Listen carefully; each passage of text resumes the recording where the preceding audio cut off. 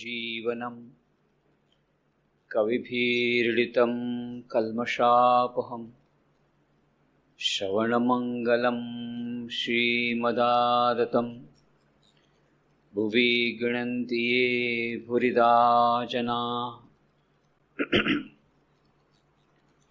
श्री रामकृष्ण वचनामृत पर हम लोगों ने अब तक जो 48 चर्चाएं की है, उसमें हम लोगों ने देखा कि किन परिस्थितियों में रामकृष्ण वचनामृत इस पुस्तक का सृजन होता है, किस प्रकार से आकस्मिक रूप से भगवान श्री रामकृष्ण देव के पास मास्टर महाशय महेंद्रनाथ गुप्त मौ का आगमन होता है, किस प्रकार से वे पारिवारिक झंझटों से त्रस्त होकर के आत्महत्या के इरादे से निकलते हैं और किस प्रकार से श्री रामकृष्ण के संस्पर्श में आके नया जीवन मिलता है, अद्भुत शांति मिलती है, जीवन की नई राह मिलती है और श्री रामकृष्ण देव के पास आना जाना शुरू करते हैं और फिर भक्तों के साथ जो उनके वार्तालाप होते हैं वे अपनी डायरी में लिख लेते हैं और यही डायरी बाद में रामकृष्ण कथामृत के रूप में प्रकट होती है।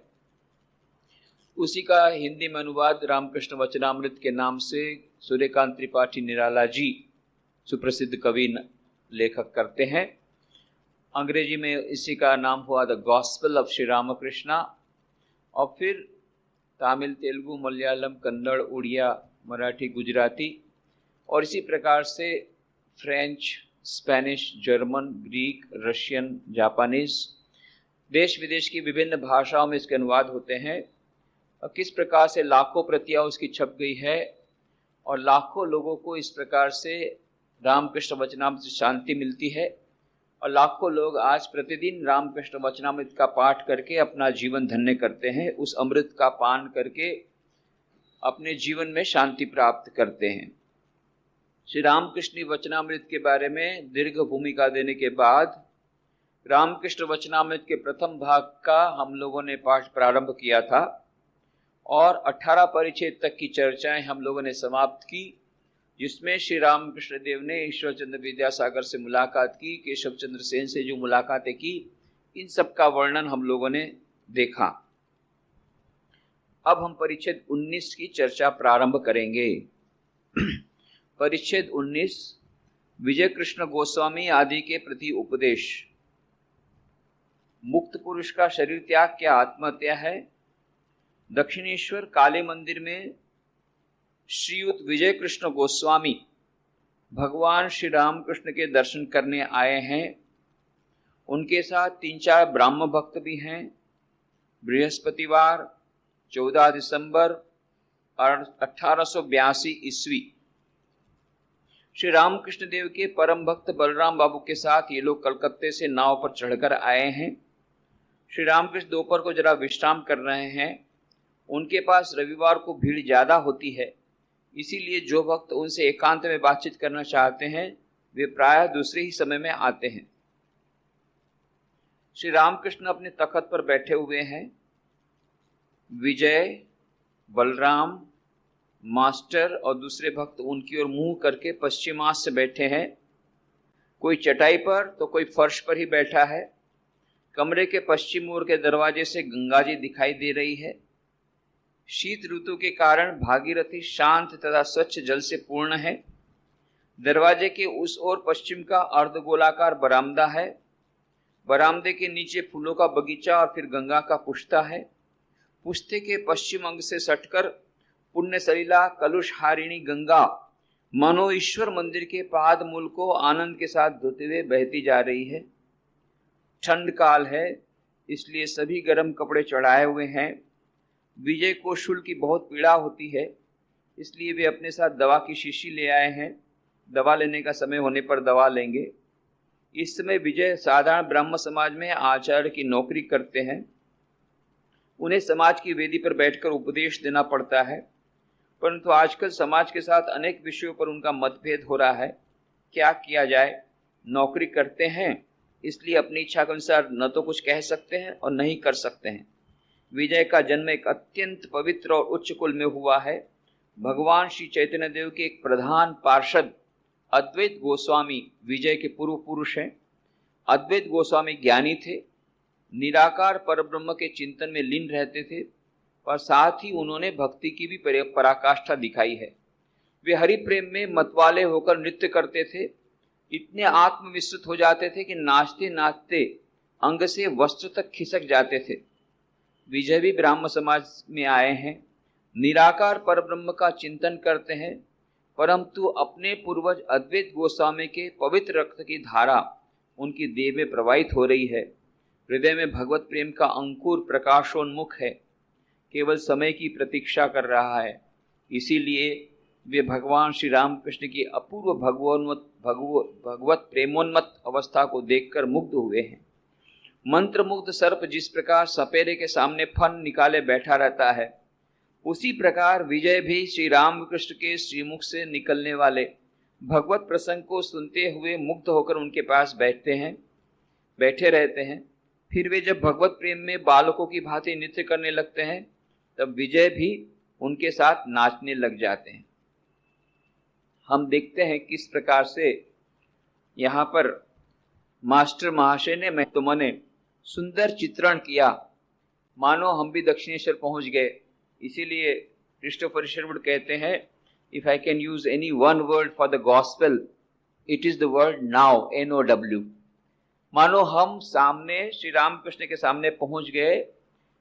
किस प्रकार से भक्त लोग बैठे हैं, किस प्रकार से रामकृष्ण देव बैठे हैं, कौन सी दिशा में बैठे हैं, और किस प्रकार से गंगा जी सब प्रवाहित हो रही है, कैसा पवन चल रहा है, कैसी हवा चल रही है, और किस दिशा में ये भागीरथी प्रवाहित हो रही है। मानो सुंदर चित्रण, ऐसा लगता है कि मानो हम वहीं पर बैठे हैं। और यही ये मास्टर महाशय महेंद्रनाथ गुप्त माँ की बहुत ही खूबी है। यह मानो अपने खुद को नेपथ्य में लेकर के श्री रामकृष्ण को साक्षात हमारे सामने प्रस्तुत करते हैं। इसीलिए स्वामी विवेकानंद ने सबसे पहले रामकृष्ण कथामृत के जो कुछ पन्ने निकले थे, the leaves from the gospel of Shri Ramakrishna, पढ़ करके बहुत ही प्रशंसात्मक अभिनंदन देते हुए पत्र लिखा था, मास्टर तुमने तो कमाल कर दिया। अब हमें समझ में आता है क्यों हम सन्यासी में से किसी ने यह काम नहीं किया, क्योंकि तुम्हारे लिए यह कार्य मानो रिजर्व किया गया था, तो सुरक्षित किया गया था, आरक्षित किया गया था। हम में से कोई इतना सुंदर काम नहीं कर सकता। भगवान श्री रामकृष्ण देव की, गुरुदेव की वार्ताओं को इस प्रकार से रखना, यह एक विशेष तुम्हारी योग्यता थी आपकी, इसीलिए आपके पास करा रहे हैं। और फिर कहते हैं Swami Vivekananda, Socratic dialogues are Plato all over, but you are entirely hidden. हम प्लेटो के जब डायलॉग सुनते हैं, सोक्रेटिस के डायलॉग इनके पढ़ते हैं, तो ऐसा लगता है उसमें प्लेटो की गंध आ रही है, मानो प्लेटो की खुद की भाषा, उसकी शैली आ जाती है। पर यहाँ पर श्री रामकृष्ण स्वामी विवेकानंद कहते हैं, आप खुद नेपथ्य में हैं। ऐसा नहीं लगता कि मास्टर महाशय कह रहे हैं, ऐसा लगता है श्री रामकृष्ण देव साक्षात हमारे साथ बातें कर रहे हैं। यह एक विशेष गुण, एक विशेषता मास्टर महाशय की। तो श्री रामकृष्ण वचनामृत की यही विशेषता है। विष्णु एड़े देह में रहता था। एड़े देह उस कलकत्ता में एक एरिया का नाम है। उसने गले में छुरा लगाकर आत्महत्या कर ली। आज उसी की चर्चा हो रही है। श्री रामकृष्ण कहते, देखो उस लड़के ने आत्महत्या कर ली। जब से यह सुना मन दुखी हो रहा है। यहाँ आता था, स्कूल में पढ़ता था, पर कहता था संसार अच्छा नहीं लगता। पश्चिम चला गया था, किसी आदमी के यहाँ कुछ दिन ठहरा था। वहाँ निर्जन वन में, मैदान में, पहाड़ पर बैठा हुआ सदा ध्यान करता था। उसने मुझसे कहा था, न जाने ईश्वर के कितने रूपों के दर्शन करता हूँ। पश्चिम चला गया मतलब यह कलकत्ता पूर्व में है, तो पश्चिम माने महाराष्ट्र, गुजरात, ये सब पश्चिम पड़ता है पूर्व के बदले में। यहाँ तक कि उत्तर प्रदेश, ये सभी पश्चिम दिशा। पूर्व दिशा माने कलकत्ता, बंगाल, उड़ीसा, ये सब पूर्व दिशा में। इसलिए कहते पश्चिम चला गया था, मतलब पश्चिम के राज्यों में चला गया। जान पड़ता है वह अंतिम जन्म था। पूर्व जन्म में बहुत कुछ काम उसने कर डाला था, कुछ बाकी रह गया था, वह भी जान पड़ता है इस जन्म में पूरा हो गया। पूर्व जन्म का संस्कार मानना चाहिए। श्री रामकृष्ण देव यहाँ पर यह, इसके पहले जब उनको पूछा गया था आप पूर्व जन्म में मानते हैं कि नहीं, तो उन्होंने इनडायरेक्ट रिप्लाई दिया था कि गीता में कहा है। ऐसा नहीं कहा कि मैं मानता हूँ, पर यहाँ पर वे स्वीकार करते हैं और वे इतना ही नहीं स्वीकार करते, वे एम्फेसाइज करते हुए कहते हैं, ये मानो जोर देकर के कहते हैं, पूर्व जन्म का संस्कार मानना चाहिए। मैंने सुना है एक मनुष्य शव साधना कर रहा था, घने जंगल में भगवती की आराधना कर रहा था, परंतु वह अनेक प्रकार की विभीषिकाएं देखने लगा। अंत को उसे बाघ पकड़ के ले गया। वहीं एक और आदमी बाघ के भय से पास के एक पेड़ पर चढ़कर बैठा हुआ था। शव तथा पूजा की अन्य सामग्रियां इकट्ठी देखकर वह उतर पड़ा और आचमन करके शव के ऊपर बैठ गया। कुछ जप करते ही मां प्रकट होकर बोली, मैं तुझ पर प्रसन्न हूं, तू वर मांग। माता के पाद पंकजों में प्रणत होकर वो बोला, मां एक बात पूछता हूं, तुम्हारा कार्य देखकर बड़ा आश्चर्य होता है। उस मनुष्य ने इतनी मेहनत की, इतना आयोजन किया, इतने दिनों से तुम्हारी साधना कर रहा था, उस पर तो तुम्हारी कृपा न हुई, प्रसन्न तुम मुझ पर हुई जो भजन साधन ज्ञान भक्ति आदि कुछ नहीं जानता। हंसकर भगवती बोली, बेटा तुम्हें जन्मांतर की बात याद नहीं है, तुम जन्म जन्म से मेरे लिए तपस्या कर रहे हो, उसी साधन बल से इस प्रकार सब कुछ तैयार पाया और तुम्हें मेरे दर्शन में मिले। अब कहो क्या वर चाहते हो। तो यह हम लोग सोचते हैं कि देखो, हमको हमारे जो छोटी सी बुद्धि से हम समझते, देखो ये मनुष्य इतना खराब काम कर रहा है और उसको कितना अच्छा फल मिल रहा है, और इधर कितने लोग ईमानदार हैं, अच्छा काम कर रहे हैं, उनको अच्छा फल नहीं मिल रहा है। यहाँ कर्म का सिद्धांत कहाँ है, यहाँ कहाँ पूर्वजन्म का संस्कार है, पूर्वजन्म का सिद्धांत है, कर्म का सिद्धांत कहाँ है। कई लोग ऐसा पूछते हैं, आप लोग कर्म का सिद्धांत कहते हैं, कहाँ कर्म का सिद्धांत। कर्म का सिद्धांत तो यही कहता है, जो अच्छा करेगा उसको अच्छा फल मिलेगा, बुरा करेगा उसको बुरा फल मिलेगा, जैसा बोओगे ऐसा मिलेगा, जैसा करोगे ऐसा फल मिलेगा, जैसा कर्म करोगे ऐसा फल मिलेगा। कहाँ दुनिया में कहाँ ऐसा देखते हैं। जो ब्लैक मार्केटिंग करते हैं, जो काला बाजारी करते हैं, बेईमानी करते हैं, भ्रष्टाचार करते हैं, ये अब एयर कंडीशन गाड़ी में घूम रहे हैं, और ये जो ईमानदार लोग हैं, ये स्कूटर भी मुश्किल से मिल रही है, तो उनके मकान देखो, इनके मकान देखो। तो ये हमारे दिमाग में ये सब घुसता नहीं। हम लोग सोचते कि नहीं नहीं, कर्म का सिद्धांत वगैरह ठीक नहीं है, परंतु श्री रामकृष्ण देव उसका एक्सप्लेनेशन देते हैं कि बाहर से तो ऐसा लगता है कि देखो उस आदमी ने कुछ नहीं किया, ऊपर बैठा था, कुछ नहीं किया, थोड़ा सा भी कुछ काम नहीं किया। वो दूसरे आया, कितना दिन से पूजा का आयोजन कर रहा था, कहाँ से शव लाना पड़ता, शव मिलना मुश्किल है। ये जो एक विशेष प्रकार की तांत्रिक होती है जिसमें शव के ऊपर बैठ करके पूजा करना पड़ता है, शव लाना कोई कम बात है, ये शव मिलता नहीं है। ये जो तांत्रिक पूजा करते हैं उनको बहुत मुश्किल से शव मिलता है। कहाँ से वो शव लाया होगा और कहाँ से कितना कितना पूजा का उपचार किया होगा, कितने दिनों से भजन वजन कर रहा है, कितना कर रहा है, करके वो बैठा, उस समय बाघ आकर के खा के चला गया, उसको उठा के ले गया। और ये आदमी पेड़ पे बैठा है, देख रहा है, जब बाघ वगैरह लेकर चला गया, देखा पूजा की सामग्री है, शव है, सब कुछ, जिसको जुगाड़ करने में कितना टाइम, कितने साल लगते हैं, उतरा, बैठा, थोड़ा जप किया, माँ का दर्शन हो गया। तो अरे, तब उसने कहा कि ये तो अन्याय है, वो बेचारे ने इतना साधन भजन किया, उसको तुमने दर्शन नहीं किया, और मैं कुछ ज्ञान नहीं, भक्ति नहीं।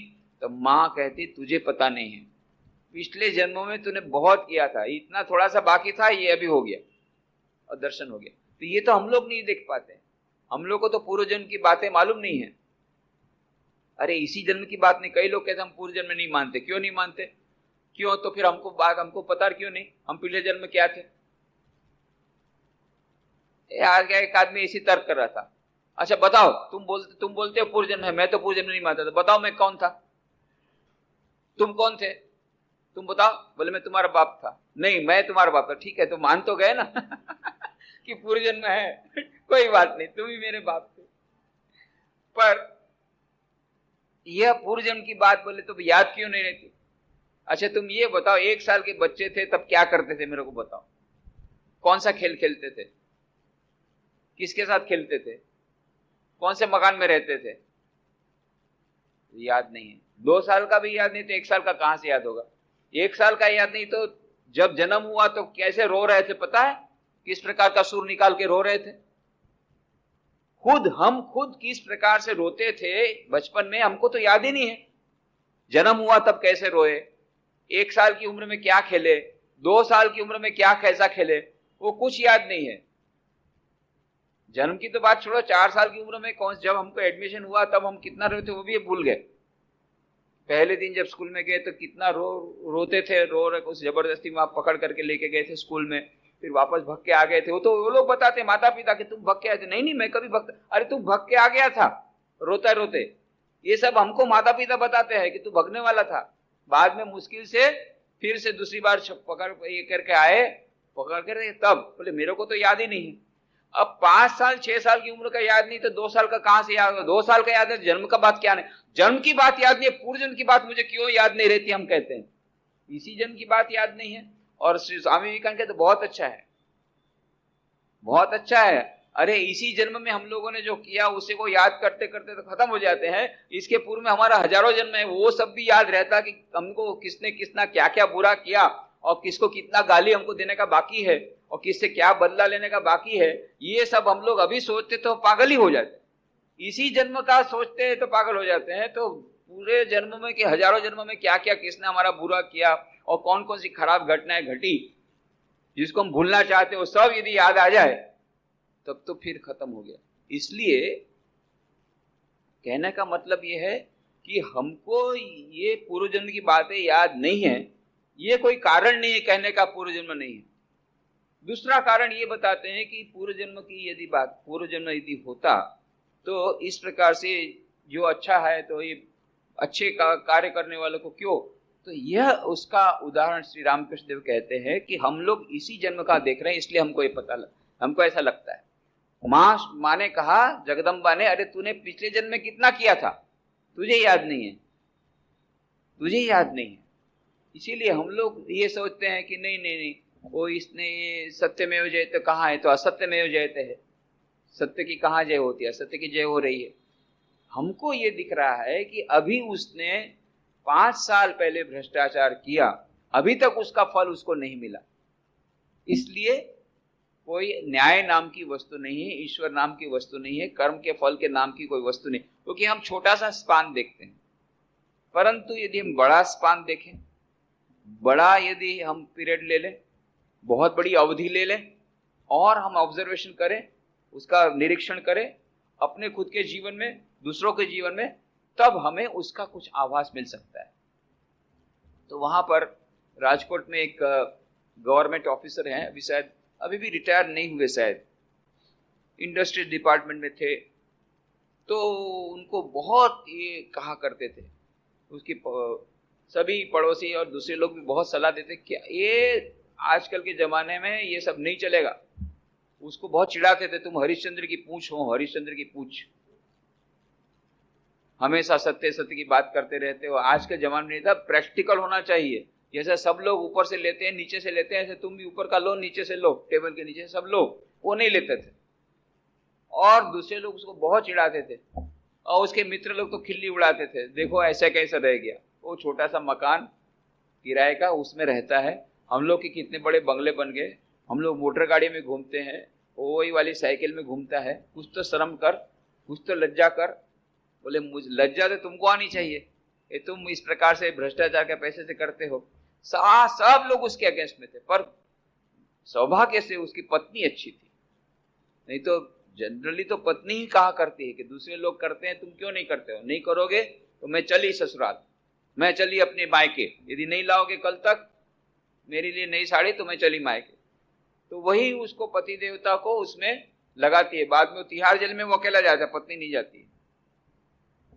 यही बात कही थी नारद मुनि ने वो रत्नाकर डाकू को, इतना डाका डालता क्यों, बोले परिवार के भरण पोषण के, ये झूठ बोलता है, इतना पाप कर रहा है, किसके लिए, बोले पत्नी के लिए, बच्चों के लिए। अरे पाप में वो भागीदार होंगे, क्यों नहीं होंगे, मेरे इस पैसे में भागीदार हो रहे हैं तो उसमें क्यों नहीं पार्टनर बनेंगे। नहीं नहीं नहीं, पूछ क्या, बोले कि तो आप लोग को पता है ये जब नई नई चीजें लाता हूँ, इतना सारा धन दौलत लाता हूँ, कैसे, हमको क्या पता, तुम्हारा काम है धन दौलत लाते हो।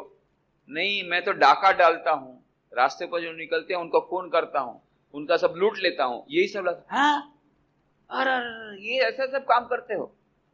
बोले अच्छा, मैं ये पूछना चाहता हूँ कि आप लोग मेरे पाप में जो बन रहे हैं उसके भागीदारी बनेंगे कि काहे को बनेंगे, तुम्हारे पाव के भागे हम क्यों बनने चले? तुम्हारा कर्तव्य पति के नाते यहाँ लाना, तुम लाओ नई नई चीजें, कहीं से भी कमा के लाओ, हम भागीदार नहीं बनेंगे। तब उसकी आंखें खुल गई कि पैसा भोगेंगे ये लोग और पाप भोगूंगा मैं। तब नारद मुनि के चरणों में पड़े कि प्रभु संत आपने तो मेरी आंखें खोल दी। अभी तक मैं समझ रहा था ये मुझे बहुत प्यार करते हैं, मेरे लिए सब करेंगे, मेरे लिए दुख सहन करेंगे, मेरे पापा कोई भागीदार बनने को तैयार नहीं, माता भी नहीं, पिता भी नहीं, पत्नी भी नहीं, बच्चे भी नहीं, कोई नहीं, सब पैसे में भागीदार बनना चाहते हैं।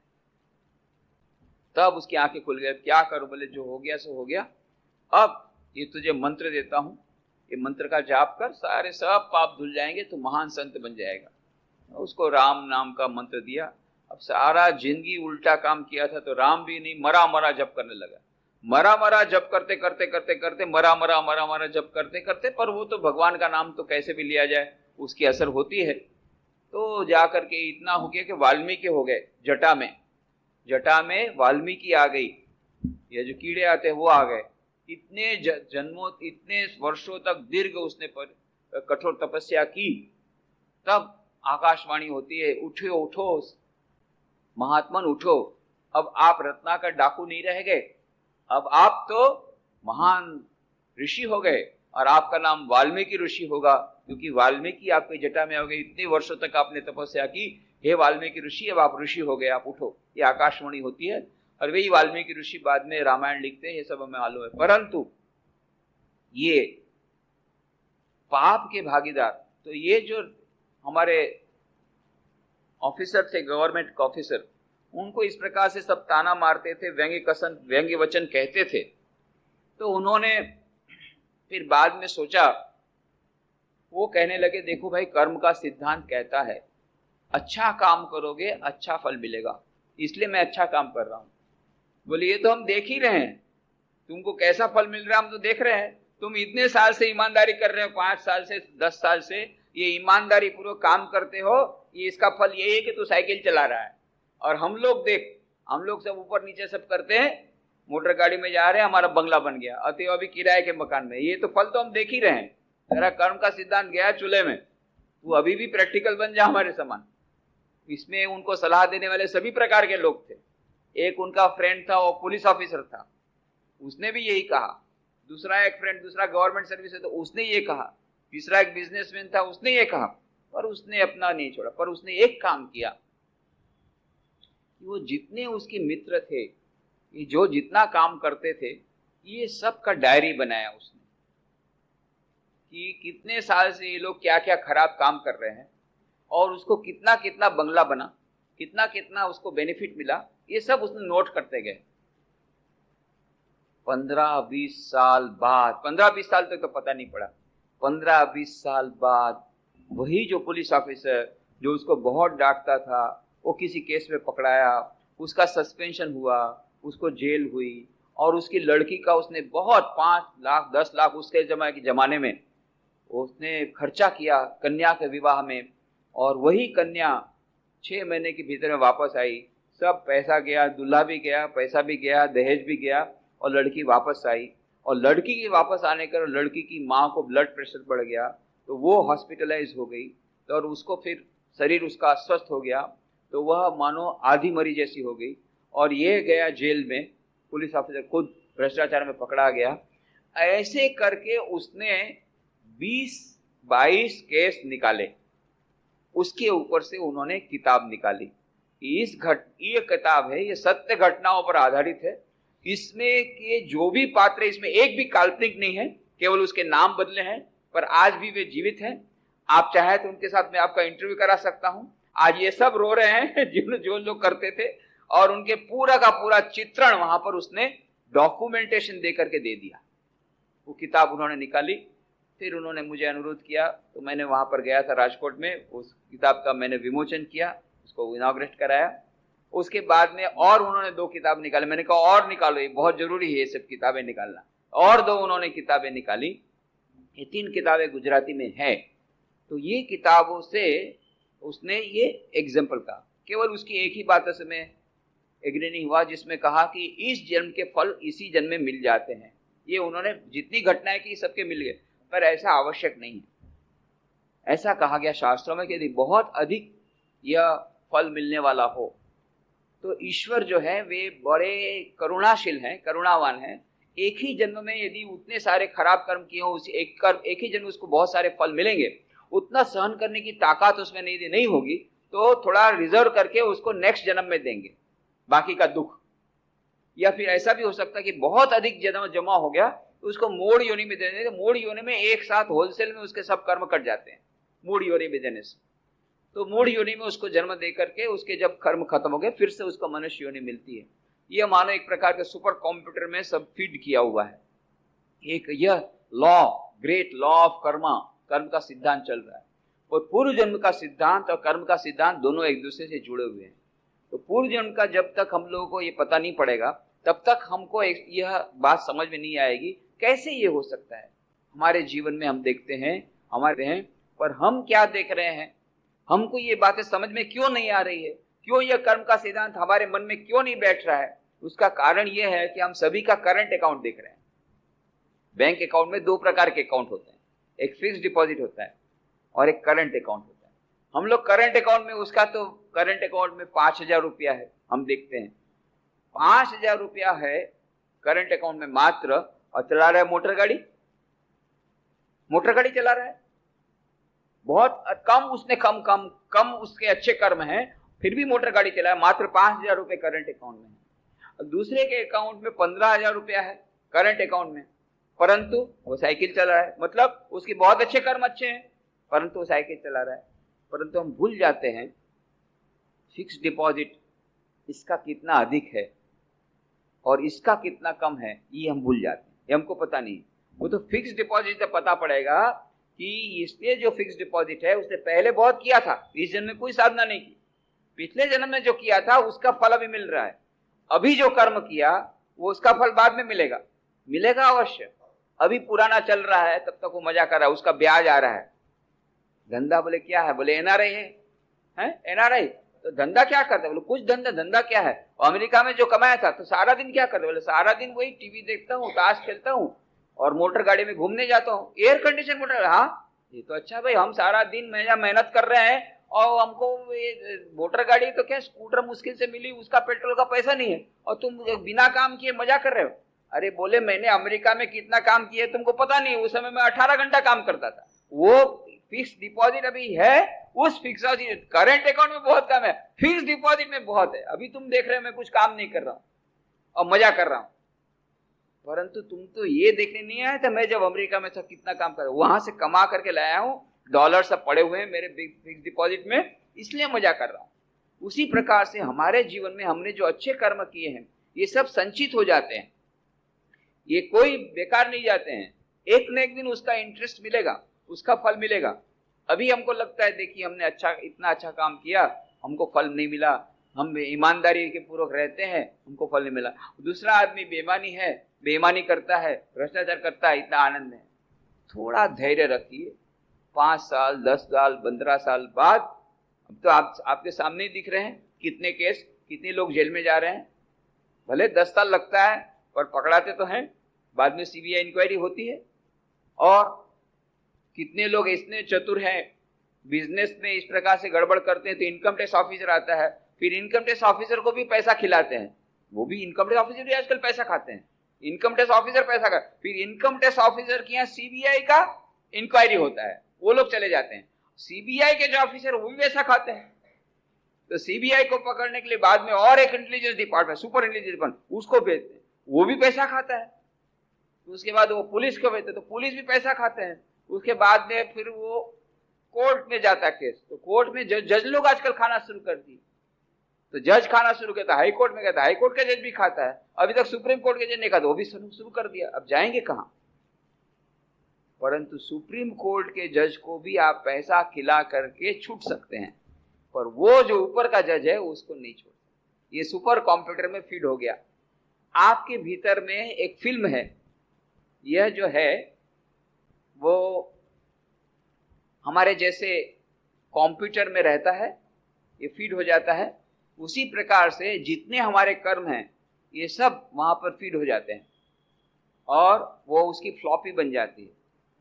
और मरने के समय वही फ्लॉपी के में से जो कर्म है वो पूरी फ्लॉपी वो फिल्म दिखाई जाती है, ये आपने किया, ये आपने किया मरते समय। इसीलिए देखिएगा जिसने ज्यादा खराब काम किया है मरते समय उसके चेहरे पे बहुत ही खराब। ये हम लोग की ड्यूटी पड़ती थी वहां पर, हम लोग बेलूर मठ में ट्रेनिंग सेंटर में, तो ट्रेनिंग सेंटर में जब ब्रह्मचारी के लिए आपको मालूम है कि 2 साल के लिए सभी लोगों को, जितने लोग ब्रह्मचारी बनते हैं यहाँ पर संन्यास लेने के लिए आते हैं, तो पहला 1 साल प्री प्रोबेशनर, फिर 4 साल प्रोबेशनर, फिर 4 साल ब्रह्मचर्य, तो 9 साल के बाद फिर संन्यास दीक्षा होती है। 9, 10, 11 साल के बाद संन्यास दीक्षा होती, तब तक वो व्हाइट ड्रेस पहनते, सफेद ड्रेस पहनते। तो ये जो प्रोबेशनर का पीरियड 4 साल का है, उसके भीतर 2 साल बेलूर मठ में रहना पड़ता है कंपल्सरी। वहां पर वो इंटेंसिव ट्रेनिंग प्रोग्राम रहता है। ऐसे तो पूरा 9 साल का ही ट्रेनिंग प्रोग्राम है, पर 2 साल का intensive training programme Belur Math में रहता है। वहां पर ये स्क्रिप्चर्स, उपनिषद, गीता, उस पर भी सब शास्त्रों पर परीक्षा होती है। बाकी रामकृष्ण विवेकानंद साहित्य पर परीक्षा होती है, लैंग्वेजेस सिखाई जाती है, कंपैरेटिव रिलीजन सिखाई जाती है, बाकी और भी प्रैक्टिकल बहुत सारी चीजें दिखाई जाती है, वो सब सिखाया जाता है ये ट्रेनिंग सेंटर। संस्कार करने का चैंटिंग का पार्टी रहता है, उसका डिवीजन रहता है। तो हम लोग का ये काम था, वो चैंटिंग पार्टी में हम थे। तो जो भी गया तुरंत जा करके चैंटिंग शुरू किया, और उनको ले जा करके वो जब तक कि पूरा वो विधि नहीं होता तब तक चैंटिंग करना पड़ता है। तो बीच में अभी तो हम लोगों का नियम बदल गए कि कोई भी सन्यासी का कहीं भी मृत्यु होगी तो उसको बेलूर मठ में यहाँ पर लाते हैं, उसके शरीर को वहां पर अग्निदाह किया जाता है। तो बीच में ऐसा हुआ था कि जो प्रेसिडेंट या वाइस प्रेसिडेंट या बहुत बड़े सन्यासी, वरिष्ठ सन्यासी, उनकी देह को यहाँ लाया जाता था बेलूर मठ में अग्नि संस्कार के लिए, और बाकी जो दूसरे सन्यासी को जो है अग्नि संस्कार करने के लिए उसको ले जाया जाता था वहां पर ये क्रीमेशन ग्राउंड में। नीमतला स्मशान घाट है और केवड़ातला स्मशान घाट, ये 2 स्मशान घाट फेमस हैं। तो दोनों में से किसी एक स्मशान घाट में ले जाए जाते थे, और वहां पर वो इलेक्ट्रिक फर्नेस, वहां पर आजकल अग्नि संस्कार बंद कर दिया गया, पहले अग्नि संस्कार, ये दोनों ऑल्टरनेटिव थे, पर अभी वो संख्या भी बहुत हो गई। तो वहां वो इलेक्ट्रिक फर्नेस में वो सन्यासियों का हम लोग दाह संस्कार करते थे। अब कलकत्ते में जो लोग कलकत्ता नहीं गए उनको कुछ ख्याल ही नहीं आ सकता कलकत्ता क्या है, नहीं गए तो बिल्कुल कुछ ख्याल नहीं आ सकता। कलकत्ते में हर एक चीज के लिए लाइन रहती है, क्यू लगता है। ट्राम के लिए बैठना है तो क्यू, बस में बैठना है तो बस के लिए क्यू, ट्रेन में जाना तो ट्रेन के लिए क्यू, दूध लेना है तो दूध के लिए क्यू, केरोसिन लेना तो केरोसिन के लिए क्यू, हर एक में क्यू, लंबी लंबी लाइन लगती है। और स्मशान घाट में भी लंबी क्यू, वो पूरे वहां पर क्यू में रहते हैं, सब स्मशान वो सब पड़े रहते हैं। जैसे मान लो हमारा नंबर आया, जैसे हम आए तो उसके पहले 6 शव आकर के पड़े हुए, अभी भट्टी में चल रहा है, कम से कम आधा घंटा लगता है उसको जलने में। उसके बाद और 2 भट्टियां हैं तो 2 लाइन अलग अलग रहती है, 2 भट्टियां उस समय थी, अभी शायद फर्नेस बड़ी होगी, तो उस समय 2 फर्नेस थी, तो दोनों में 7-7 लाइनें थी। तो हमारा नंबर मान लो 8वां है, तो इसके पहले 7 वहां पर शव लाइन में पड़े हुए हैं। हमारा 8वें स्वामी जी का शव उधर रख दिया। अब उसका चैंटिंग तो शुरू है, पर हम लोग उस समय देख रहे हैं बाकी के जो 7 शव हैं, इसका चेहरा देखने के लिए गए हम लोग। अरे भयंकर, एक एक का चेहरा आप देखिए, जो मरे हुए हैं उनके आसपास में सब रिलेटिव रो रहे हैं, ये हो रहे हैं, इतने भयंकर चेहरे, मानो बहुत दुख में है, बहुत भीषण यंत्रणा में है रहने से। वो विकार वाला चेहरा आप नहीं देखने से समझ नहीं सकते कि कितना दुख उसको होगा मरते समय, ऐसा विकार वाला चेहरा। और सभी चेहरे घोर संसारी का जिस प्रकार चेहरा, उस प्रकार से सब चेहरे देख रहे हैं, किसी का बहुत ज्यादा खराब, किसी का कम खराब, और मोर और लेस सभी विकार युक्त चेहरे। और तब हमको पता पड़ता था ये स्वामी जी का चेहरा फूल के समान मानो हंस रहे हैं। जितने स्वामी जी को हम ले गए, मरने के बाद उनके जो मृत शरीर को हम ले जाते थे, तो वो जो चेहरा था मानो प्रफुल्लित, मानो पुष्प खिला हुआ है। जितने हम ले गए उनका कंपेयर, उस समय कॉन्ट्रास्ट आता था, पहले ये पता नहीं पड़ा। इतनी देर तक हम शव को लेकर के साथ में थे, वो स्वामी जी के उस मृतदेह को लेकर के थे, चैंटिंग भी कर रहे हैं, पर वो तो हमारे स्वाभाविक है, क्योंकि वो चेहरा हम देख ही रहे हैं। और सभी स्वामी जी के चेहरे ऐसे ही देखते हैं, मरने के बाद जैसे चेहरा होता है सामान्य चेहरा देखते हैं। किसी किसी का बहुत ज्यादा एक मान लो प्रकाश आ गया, ऐसा लगता है कि मान लो हेलो, पूरा प्रकाश में तेजो में शरीर चेहरा पे दिखता है, वो अलग बात है। उतना सभी चेहरा में नहीं दिखता, वो हेलो या प्रकाश नहीं दिखता, पर एक मानो धीरे धीरे कोई हंस रहा है या एक जो में चेहरा, एक प्रकार का दिव्यता का भाव, ये तो मानो प्रस्फुटित होता हर एक, ऑलमोस्ट हर एक साधु में हमने देखा है। जितने साधु, चाहे साधन, वो साधु ने कुछ नहीं किया, सारी जिंदगी गार्डन में काम किया, बेलू मठ के बगीचे में काम, सारी जिंदगी वो मंदिर जो था उसमें जाकर के झाड़ू लगाया।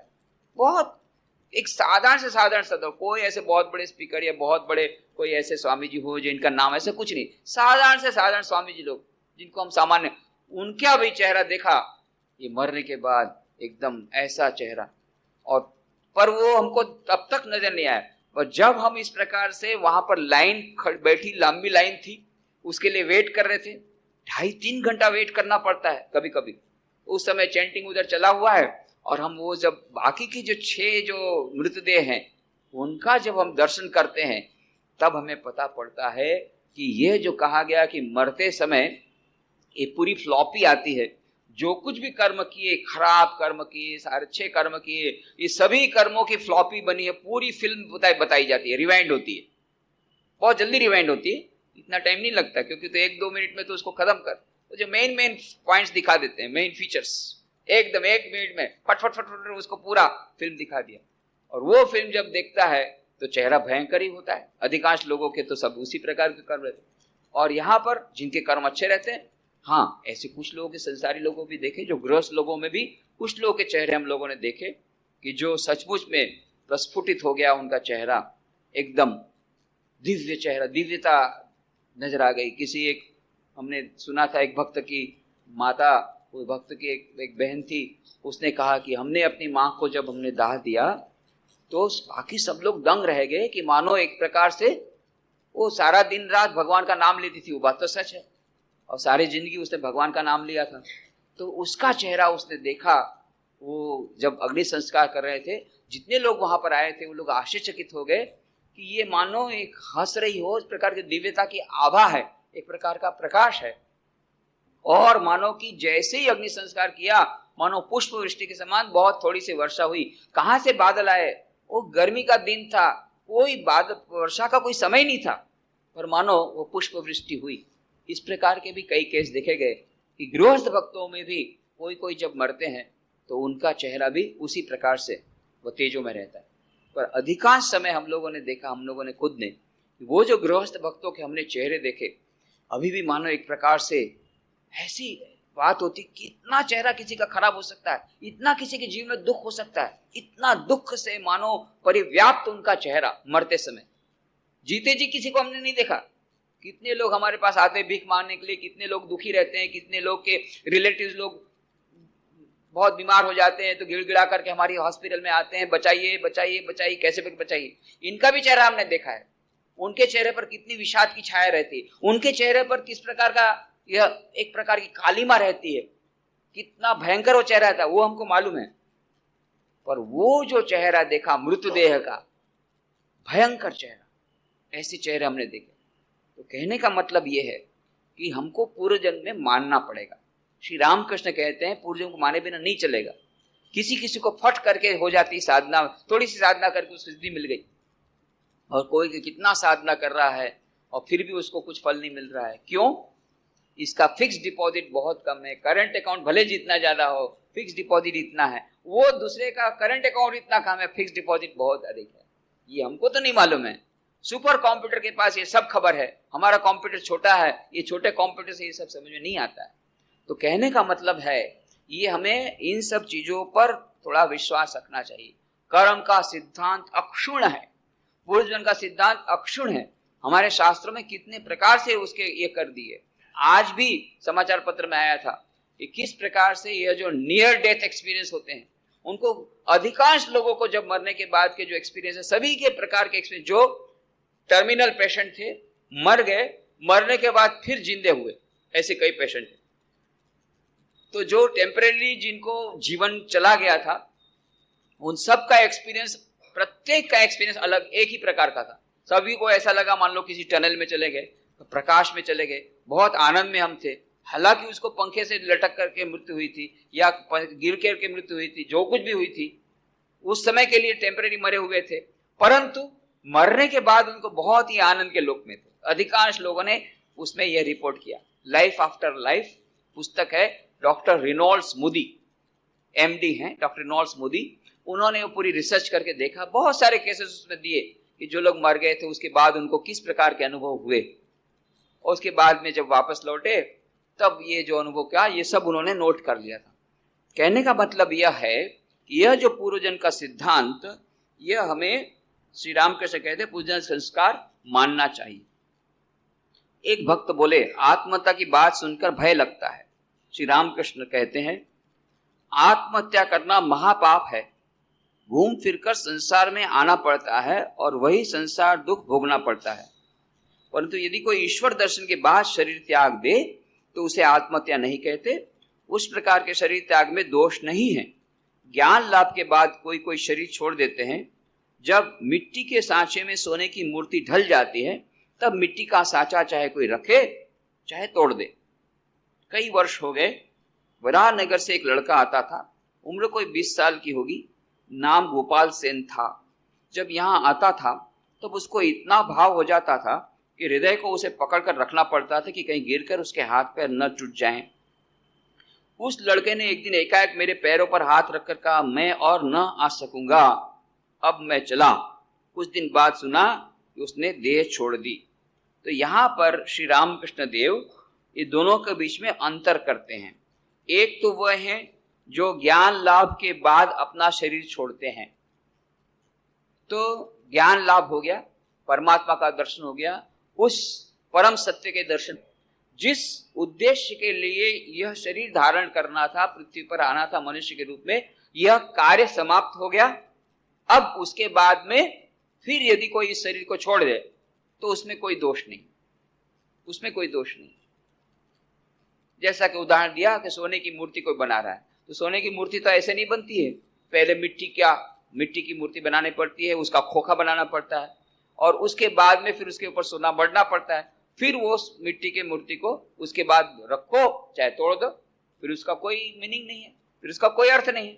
असली मूर्ति थी, मिल गई। उसी प्रकार से मनुष्य जीवन का उद्देश्य है ईश्वर प्राप्ति, परमात्मा का दर्शन, आत्मा का दर्शन।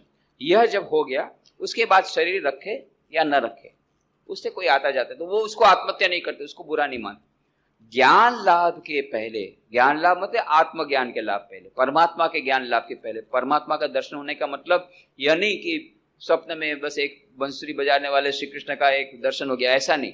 ज्ञान लाभ आत्मदर्शन, आत्मदर्शन कब कहा जाएगा? जब उसकी देह बुद्धि नहीं रह गई, कोई उसको दुख नहीं है।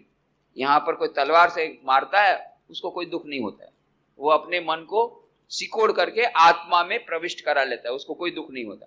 इस प्रकार की किसी की अवस्था हो गई है कि जिसको शरीर भान कुछ नहीं है, देह बुद्धि कुछ नहीं है, मैं देह हूं या मेरी देह है, सभी नहीं है, मैं तो आत्मा हूं। इस प्रकार से जिसको आत्म भाव में जो प्रतिष्ठित हो गया, उसके बाद में श्री कृष्ण भगवान ने कहा गीता में, फिर तो कौन किसको मारता है? जो मारने वाला ये भी नहीं जानता कि वह आत्मा है, और जो मरता है वो भी नहीं जानता कि वह आत्मा है। जिसने पता लग गया कि मैं मारने वाला नहीं, न मैं मरने वाला हूं, मैं तो आत्मा हूं, यह जिसको ज्ञान हो गया, फिर उसके लिए यह देह को रखे या न रखे। परंतु जब तक इस प्रकार की आत्मबुद्धि नहीं आई, आत्मा का दर्शन नहीं हुआ, परमात्मा का दर्शन नहीं हुआ, तब तक आत्महत्या करना महापाप है। पाप नहीं, श्री रामकृष्ण कहते महापाप। इंडियन पैनल कोड के अनुसार तो वो गुनाह है। इसके लिए भी एक बीच में चला था कि नहीं, इंडियन पैनल कोड में सुधार किया जाए, जो लोग आत्महत्या करने के लिए अटेम्प्ट करते हैं उनको डबल घाटा हो गया। यदि मर गए तब तो मर ही गया, नहीं मरा, एक तो मरा नहीं, बेचारों को मरना था, मरा नहीं, ऊपर से उसको जेल में डालते हैं। क्यों भाई, क्यों मरना चाहते थे? तो सब लोग कहते भाई अन्याय है। एक तो बेचारा वैसे ही दुखी था इसलिए आत्महत्या करना गया, अब आत्महत्या भी नहीं हुई, कहीं फेल हो गया, ट्रेन के पटरी पर बैठ सो गया, और इधर इंजन ड्राइवर को पता लगा कि अरे सोया हुआ है कोई, तुरंत उसने ब्रेक लगा करके ट्रेन रोक दी और तुरंत उसको पकड़ा, जेल में डाल दिया। इंडियन पैनल कोड के अनुसार वह आत्महत्या जो करने का प्रयत्न करता है वो गुनाह है, इसलिए उसको जेल में डाल दिया, भाई डबल घाटा हो गया उसको तो। और ऐसा भी होता ही है क्योंकि मरना भी हमारे हाथ में नहीं है। कितने लोग ऐसे बच जाते हैं, कितने लोग बच जाते हैं, कितनी परिस्थिति, कैसे कैसे परिस्थिति में बच जाते हैं। नहीं तो वो फांसा डाला गया तो फांसा ही नहीं चला, पंखे में लटका कर लटक भी नहीं पाया ठीक से। जहर पहले आता वो भी उल्टी हो गया, नहीं होता है तो उसको इंडियन पैनल कोड के अनुसार उसको फिर गुनाह हो जाता। तो कई कहते बोले ये तो गुनाह, तो क्यों गुनाह किया गया? इसलिए गुनाह किया गया, ये इसको क्यों गुनाह कहा और क्यों हमारे शास्त्रों में उसके विरुद्ध कहा गया, उसका कहने का मतलब यह है ये क्यों गुनाह बनता है। यह जो शरीर मिला हुआ है एक बहुत बड़ी देन है। ये शरीर ये मंदिर है, यह ईश्वर ने दिया हुआ मंदिर है। इस मंदिर में परमात्मा का निवास है। जिस प्रकार से यदि कोई मंदिर बना हो, उस मंदिर को तोड़ना हम गुनाह समझते हैं। कोई मंदिर तोड़ दे तो एकदम सभी लोग बोलते हैं क्यों भाई मंदिर तोड़ा, क्यों मंदिर तोड़ा, भगवान का मंदिर है इसलिए वो गुनाह है। उसी प्रकार से भगवान का मंदिर, भीतर में भगवान निवास करते हैं, तो भगवान का मंदिर जो है ये निवास करने का मंदिर है, उसको तोड़ना ये ठीक नहीं है। हाँ, अपने आप उसकी मृत्यु हो गई, हार्ट फेल हुआ, कोई रोग हुआ, तब तो उसमें हमारा कुछ करने को नहीं है।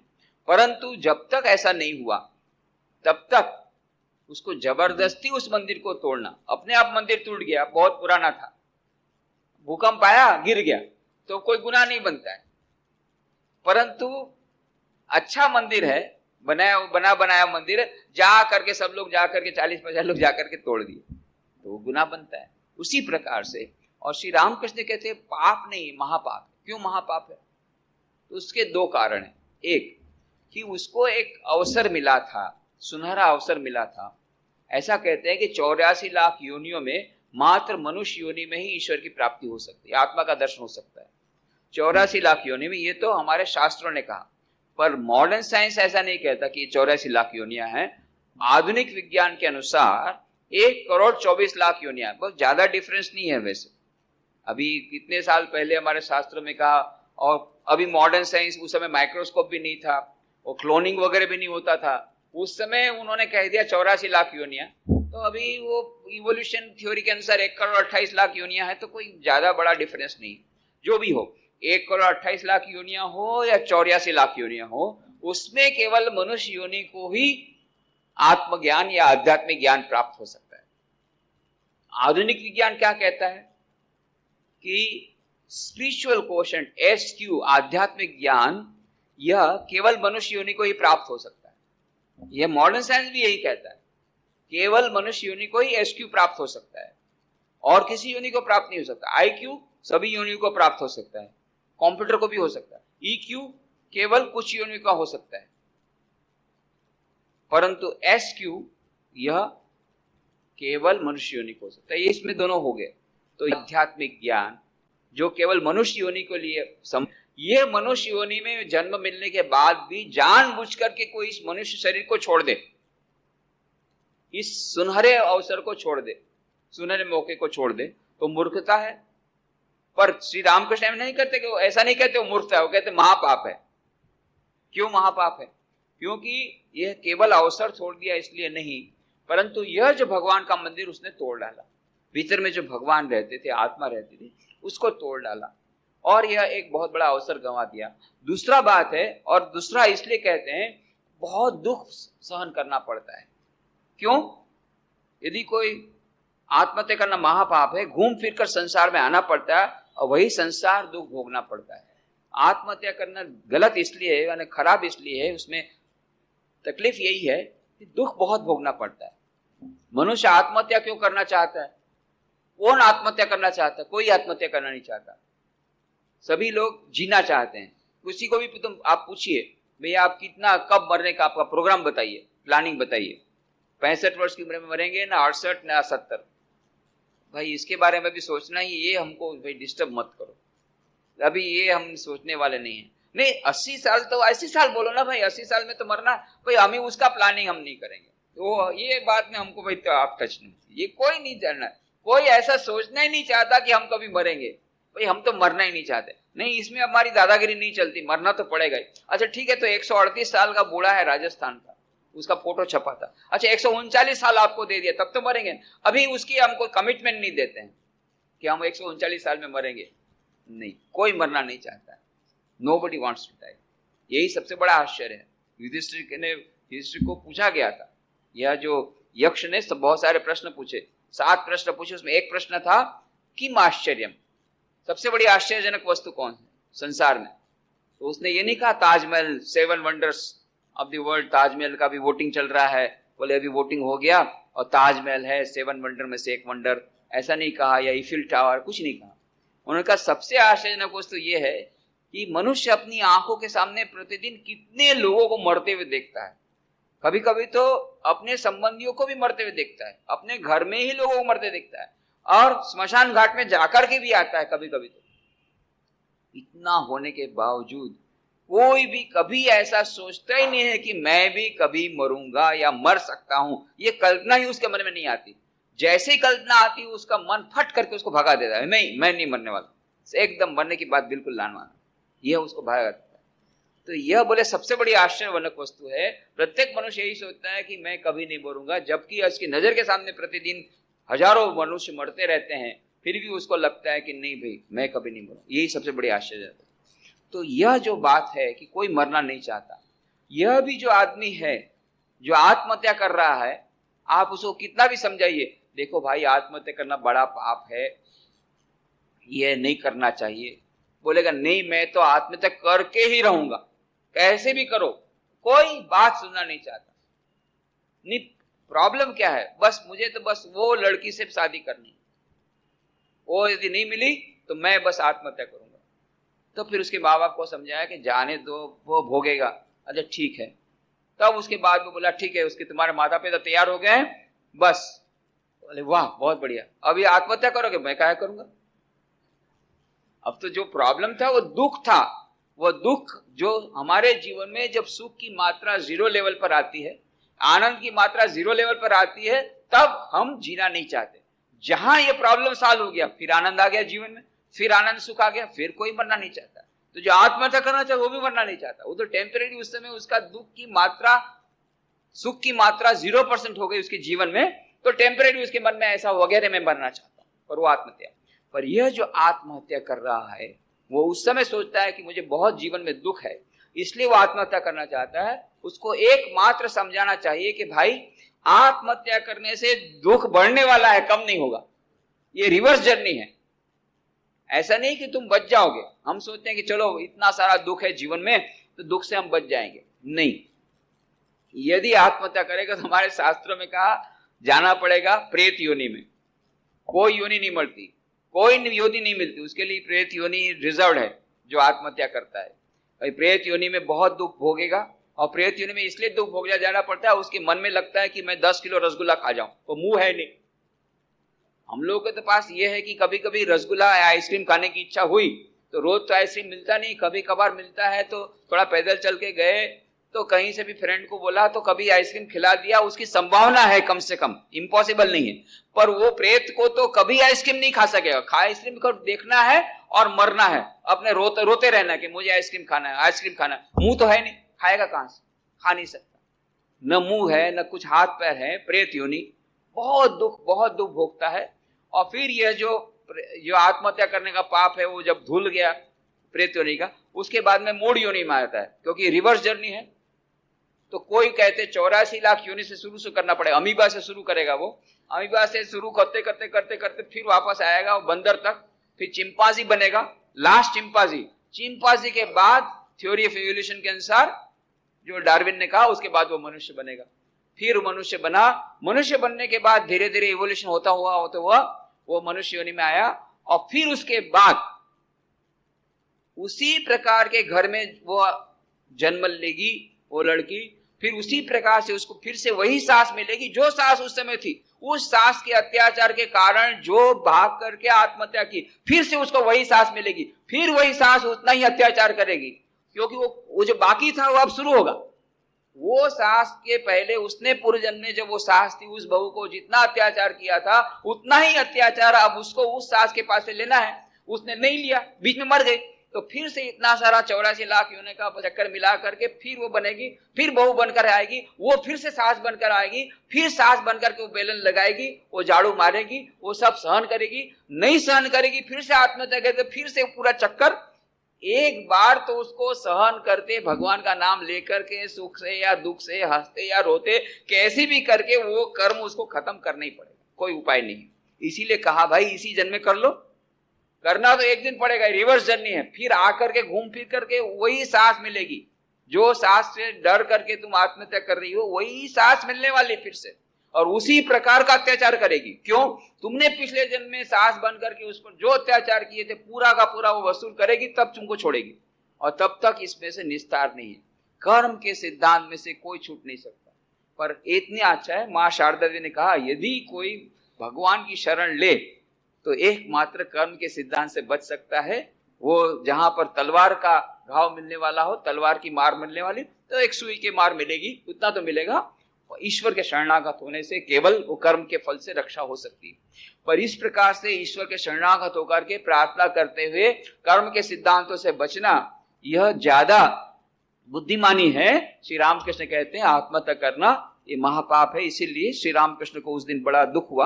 पर वो जो दुख था वो दूसरे प्रकार का था कि वो लड़का बहुत अच्छा था। पर ये कहते हैं कि जिसने ज्ञान की प्राप्ति के बाद यदि आत्महत्या की तो उसमें कोई दोष नहीं है। परंतु हाँ, हमको अच्छा लगा कि अच्छा आदमी अब नहीं रहा, ये अलग बात है, परंतु उसके लिए कोई दोष नहीं यदि ज्ञान प्राप्ति के बाद किया, आत्मदर्शन के बाद। बाकी सबके लिए आत्महत्या करना बड़ा पाप है। अभी कुछ देश ऐसे हैं जो आत्महत्या को इस प्रकार से लीगली उसको ठीक कर रहे हैं, उसको भी, उसमें भी प्रॉब्लम हो रहा है। ऑस्ट्रेलिया में उन लोगों ने कहा कि जो टर्मिनल इल पेशेंट हैं उनको मरने दिया जाए। बाद में उसमें भी कई लोग, इतने लोग मरना शुरू कर दिए, उसके लिए किताबें छपने लग गई, हाउ टू कमिट सुसाइड, आत्महत्या कैसे करनी, उसकी संपूर्ण मार्गदर्शिका की सब पुस्तकें छपना हो गई, और सब एक साथ मरने लग गए आत्महत्या करने के लिए, झूठ पड़े। तो अब फिर से वो पूरा पैनल कोड चल रहे, भैया इंडिया बड़ा ठीक ही कर रहा है, भारत ठीक ही कर रहा है कि वहां panel code, Indian panel code के अनुसार आत्महत्या करना गुनाह। फिर उन्होंने गुनाह शुरू कर दिया, नहीं तो बीच में गुनाह बंद था तो सब आत्महत्या करने चले पड़े, सब शुरू कर दिया। तो ये श्री राम कृष्ण देव ने बहुत ही सुंदर भाषा में, सरल भाषा में ये बता दिया। पूर्व जन्मों की बात बताते, कर्म की सिद्धांत की बात बताते हैं, और इस प्रकार से हमारे दैनिक जीवन में सुख शांति का उपाय बताते हैं। तो बाकी की चर्चा, आज तो बड़ी देर हो गई है,